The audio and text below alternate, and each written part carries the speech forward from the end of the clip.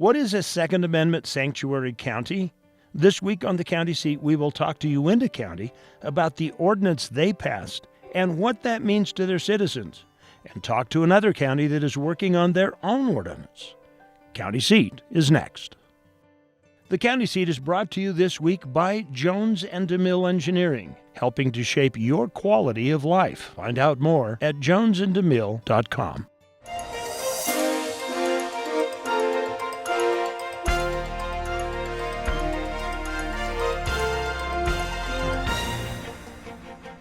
Hello, everybody. Welcome to the County Seat. We are once again at the state capitol during the legislative session. Today we are going to talk about an ordinance that was passed by Uintah County that deals with protecting Second Amendment rights.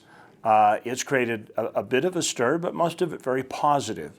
We will look at that today as our topic. We'll start by talking to Bill Stringer, a commissioner from Uintah County, who was one of the people that was involved in the instigation of this ordinance. What is the ordinance exactly? The ordinance that we passed is essentially a Second Amendment sanctuary county designation. And what that really means for us is that we're saying that we are not out looking to pick a fight with anybody. We're not out trying to say we're going to be militant in any way, shape, or form. What we're doing is we're seeing what's going on around the country, and in particular Virginia, and the trouble that they were having there. And it's been in the news. I'm not going to recap all of that. But what it did was it kind of sent us a message that we abide by the Second Amendment. We feel like as of the Second Amendment in the Constitution of the United States, and it has been modified by the Supreme Court, but that is a bedrock freedom that perhaps is central to all of the other freedoms that we have. And it was definitely a joint effort. We did have some of our commissioners, Commissioner Haslam in particular, was very interested in this. He introduced it to us, and then we took it and ran, talked with our county attorney. We looked at Virginia and their ordinance and realized that we were in a slightly different position. They were already on the defensive. And so what they wrote, all the counties and some of the cities, they wrote some things that were a little stronger than we thought ought to be there. Not that they weren't proper or correct, but that it did seem a little bit more aggressive. So in 5 points, what does the ordinance cover? What does it state? The ordinance essentially says that the Uintah County will not expend county money or the time of county employees to enforce any law that comes down from, any law that comes through that is inconsistent with the Second Amendment. So it's not a law that says you have to carry a gun. It's not a law that says it really doesn't direct the public to do anything. It's more towards county saying we will abide by the Second Amendment. We will not use our money to enforce a law or use our personnel. So in essence, the main components of the Second Amendment as supported or affirmed by the court becomes the default law for the county, or the supreme law in regards to Second Amendment for the county. And it's, for all practical purposes, it's the opposite of the sanctuary city ordinances that you see around, where municipalities or sometimes states have said, well, we know what the law is, but we're not going to abide by it. We've gone just the other way. We know what the Constitution says, and we are going to abide by it. Well, we're going to broaden this a little bit, talk about some of the ramifications of it, how it might spread out across the state. We'll take a break. We'll be right back on the County Seat in just a minute. Welcome back to the County Seat. We are talking today about Uintah County's Second Amendment Sanctuary Ordinance. So joining us for the first part of the conversation here is Bill Stringer, the Uintah County Commission, Commissioner Dennis Blackburn from Wayne County, and we have Sheriff Kelly Sparks, who's the Sheriff of Davis County, which brings an urban perspective to this kind of ordinance. So I want to toss this out here. Basically, it's a statement that Uintah County's made that said, we are going to, in summary, pretty much make the Second Amendment the prime law, and that if there are other laws or ordinances or things that come from other governmental agencies that contradict that, that we will default to that. What is your response to that from an urban standpoint, Sheriff? Well, I don't know that it's a rural or urban issue. The Constitution applies to all citizens of the United States. The Constitution is the highest law of the land. You know, as sheriffs, we swear an oath to uphold and defend the Constitution of the United States and the Constitution of the state of Utah. Defending the Constitution is the foundation of the work that we do every day. We work to protect the rights of our citizens. Obviously, it's a balance that we have to strike.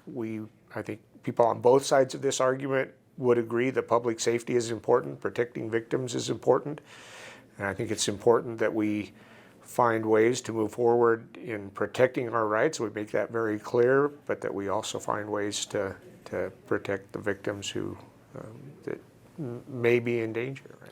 So, Dennis, you come from one of the most rural counties in the state, and I would imagine that this is a county where pretty much every pickup truck has a rifle on the rack in the window, or used to when they were popular.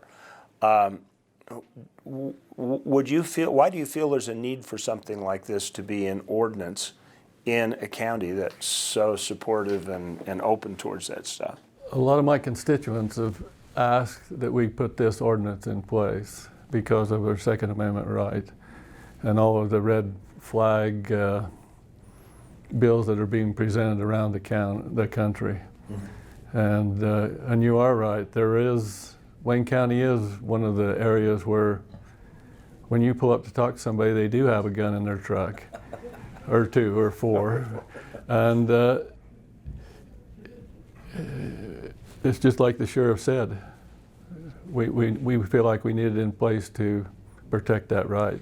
So do you guys feel like the challenge to this it would come, or if you hadn't passed this ordinance, challenges to guns, red flag laws, restrictions on right to carry, and things like a lot of the eastern cities have incorporated, is that internally started? It can start anywhere, but a lot of them people that have actually moved into the county are in support of this. Very good. What do you think the impacts of this are? I mean, if I look at this from your standpoint as a law enforcement officer, and I'm sitting at home, my obvious thought is, well, he should want gun control because he's got to send officers out to track down bad guys, and we should get guns off the street and we should make them not available. Well, I would absolutely agree that we should make them not available to folks who don't obey the law. But the reality is most of our citizens are good, law-abiding citizens who have a right to defend themselves and have a constitutional right to bear arms that shouldn't be infringed. I think that the movement now is more of a statement looking to the future to protect what we have. We have a good body of law in place now. One of the concerns that I would have is that as we move forward and we consider these sanctuary laws, that we make sure that we don't do something that handicaps law enforcement from being able to protect our citizens using the laws that we currently have. Do you find it to be a relief that some of your citizenry is armed as far as dispatching the duties of the sheriff? Yeah, I think that, if you dial all the way back to the fundamental functions of citizenry, it's everybody's right and everybody's obligation to protect the community. Law enforcement just holds a unique position in that we have the full-time responsibility of doing that. But protecting the community, enforcing the law, really, if you will, is a fundamental right and a fundamental obligation of citizens. Are you worried about this place in the legislature? And does that ever come across your mind that something may start up here that could affect your county? I guess the way we looked at it is this. If we knew that the status quo would be followed forevermore, the legislators that we have, the system we have now, I don't know how necessary this might be.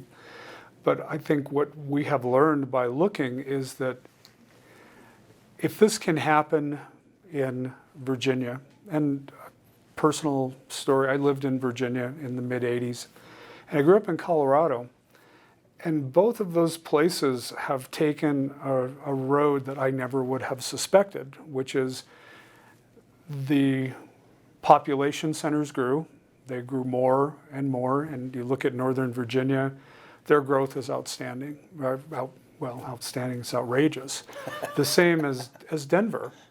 And what you're seeing is that becomes the center of gravity of the political world. And what I could never have believed would have happened in Colorado is to start seeing those restrictions coming from a majority that are not involved with rural Utah or rural Colorado. And so I don't think it's outrageous to think that could happen in Utah. And rather than be on the defensive like the counties in Virginia are, that we're saying it now, not under duress, but just to be very clear. The state will go the way the state goes, but the county will go the way of the Constitution. And we've been looking at this quite a while, trying to decide whether to do a resolution or an ordinance, and we want to make sure that we're following the state constitution and the Constitution. Okay, I think this is a good spot to take a break. When we come back and talk about some of the other issues and ramifications on it, you're watching the county seat. We are talking about the Second Amendment and Uintah County's recent passage of a Second Amendment sanctuary ordinance.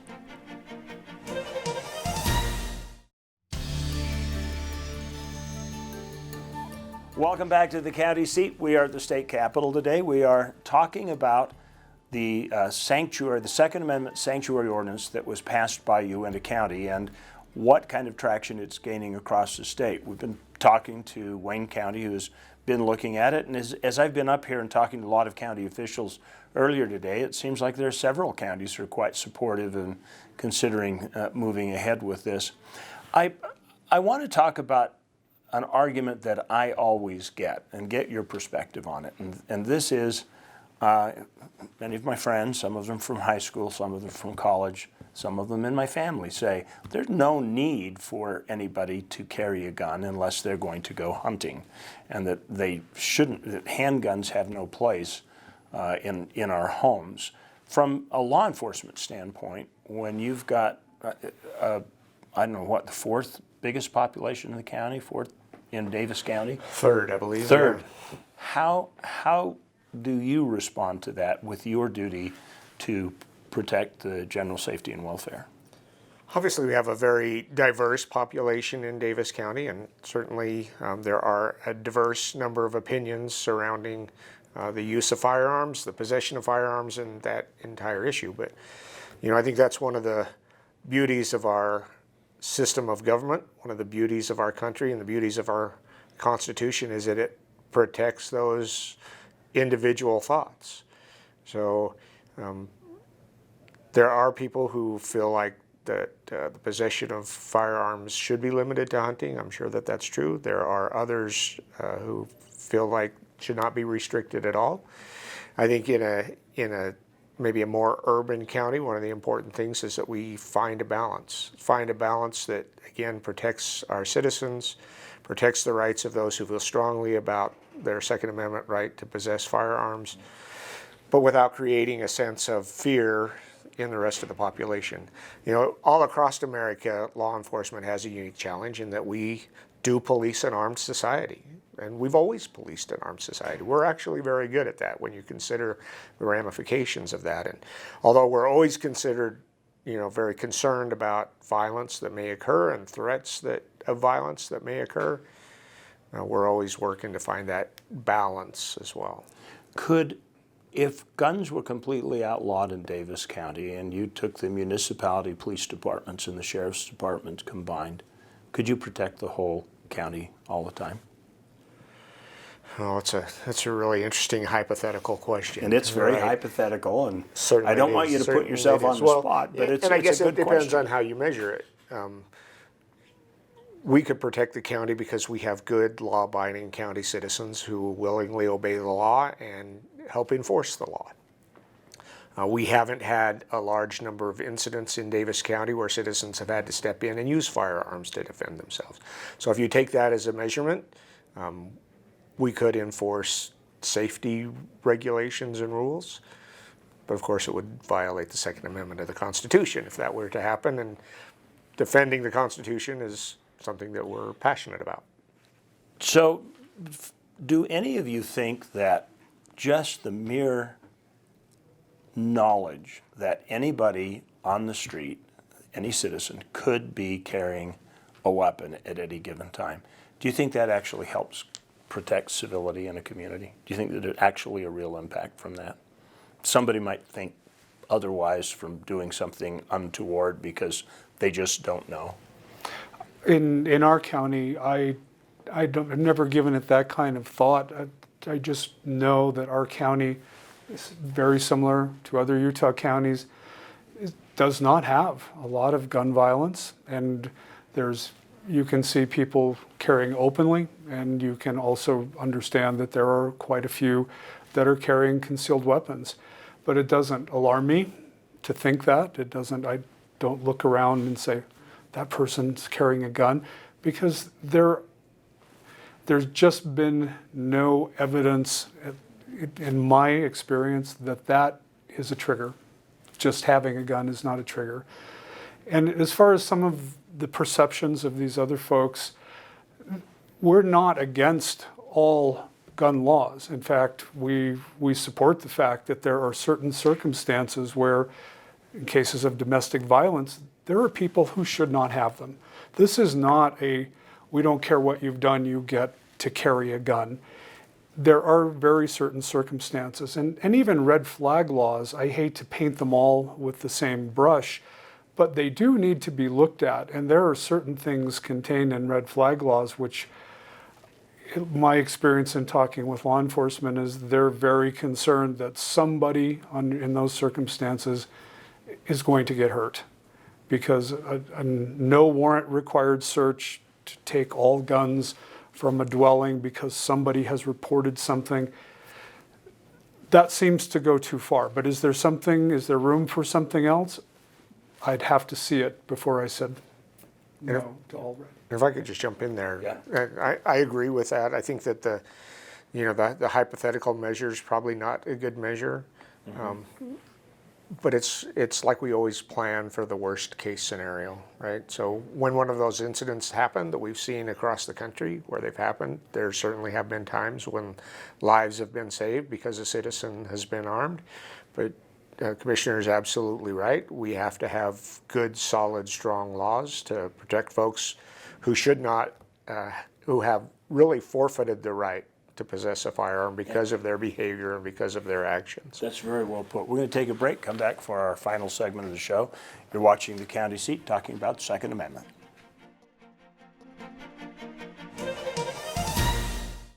The County Seat is made possible this week in part by support from Daggett County, your gateway to Flaming Gorge Country. Find out more at flaminggorgecountry.com. Welcome back to the County Seat. We've been talking about the Second Amendment, sanctuary ordinances, and Uintah County taking the lead at passing one of these, other counties considering it. Let me ask you guys I'll start with you, from a law enforcement standpoint, Sheriff's Association. How broad is support for ordinances like this throughout your organization? Have you guys talked about it much? I can't really answer the question specific to resolutions about making a county a sanctuary city, but I can tell you that the sheriffs have broad support for the Second Amendment, broad support for the Constitution as a whole, something that most sheriffs are very passionate about, and I think there's a really strong consensus that sheriffs want to protect the constitutional rights of their citizens and are willing to stand up to speak out, to let that support be known, and to do what they need to do to make sure that happens. What's the conversation been like? You've got probably more counties around you that you touch than most any other county. What have your neighbors been saying? Well, we're very appreciative of the law enforcement, and these people put their lives on the line every day, and we want to make sure that we are there to support them and protect them. And there's and our Second Amendment right to. But you go back for just a minute to where you was talking about concealed weapons. When I got my concealed weapons permit, 80% of the people that was in the room was women, ladies. So it's a little easier for them to carry than. Yeah, we don't do the purse thing all that well, guys. So, any thoughts from you, Bill? I think the last thing I would say in recognition, appreciation of the conversation is this is not that any county considering this, any state considering this, it's not a political statement as much as it is an effort between the legislative body and the law enforcement body to do something meaningful. And that's why we chose ordinance as opposed to resolution. Is we did this not to be a commission looking for attention or anything else. It was worked through very carefully with the county attorney and with the sheriff's office, because everybody's got to be part of it. This is us looking out for our county. It's us looking to what are considered these days kind of unsettled times. After what I watched with the House of Representatives, my faith is somewhat shaken in their ability to follow the rule of law.